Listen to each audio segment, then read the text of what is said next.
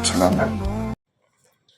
Mga kapatid, so lang kwento sa inyo na susubaybayan ko yung incognito na yan at yung character ni Kyla Estrada, ni Max, si Max.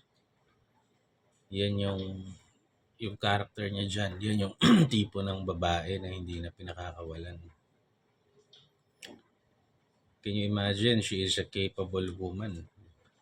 Kaya niya ipagtanggol yung sarili niya. Teki pa. Kayang kumita ng malaking pera. Pero yung character niya kasi dyan, doon sa isang mission nila, mayroong loot na nakakuha sila ng maraming pera aside from the pay ng mission. Pero yung share niya ng loot, napakalaking halaga nun. Dinonate niya. Ibig sabihin, milyonaryo pa rin naman kasi siya eh. So yung extra, yung loot na 20 million ba yun? O kung kano. Dinonate niya doon sa yung bahay kalinga o doon sa kung saan man siya lumaki na bahay ampunan.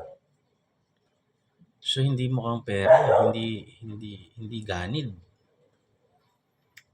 Ikalawa, talagang nagluksa doon sa dati niyang fiancé na namatay.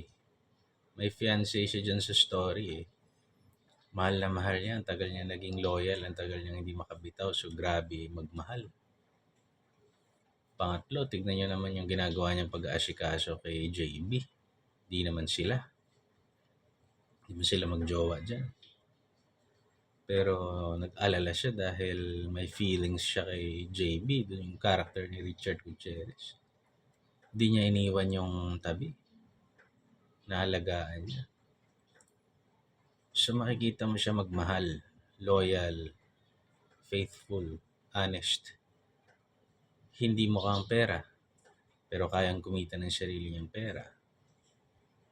Capable woman.